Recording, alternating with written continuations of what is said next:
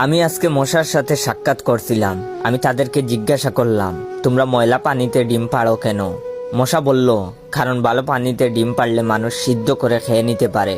আমি তাদেরকে জিজ্ঞাসা করলাম, মশার কোয়েলে তোমরা মরো না কেন? মশা বলল, আমরা যদি মরে যাই তাহলে কোয়েলের ফ্যাক্টরি বন্ধ হয়ে যাবে। আমি আবারও তাদেরকে প্রশ্ন করলাম, তোমরা মানুষের কানের কাছে এসে জ্ঞান জ্ঞান করো কেন? মশা বলল, কারণ মানুষের পায়ের কাছে কিংবা অন্য কোথায় জ্ঞান জ্ঞান করলে মানুষ শুনতে পায় না, তাই।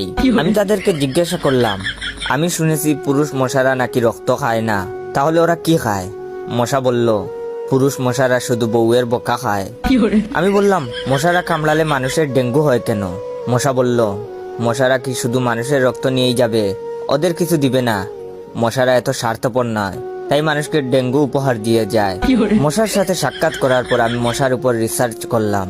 মশা অনেক ধরনের হয়, যেমন পড়তে বসলে যে মশায় কামড়ায় তারা হলো অশিক্ষিত মশা, খেতে বসলে যে মশা কামড়ায় তারা হলো ক্ষুধার্ত মশা, ঘুমানোর পর যে মশা কামড়ায় তারা হলো কাপুরুষ, জেগে থাকা অবস্থায় যে মশা কামড়ায় তারা সাহসী, মশারির মধ্যে যে মশা কামড়ায় তারা হলো অতিরিক্ত শেষরা, মাঝরাতে যে মশা কামড়ায় তারা হলো সিঙ্গেল, টয়লেটে যে মশা কামড়ায় তারা হলো নির্লজ্জ, দিনের বেলা যে মশা কামড়ায় তারা একটা ছোট লোক।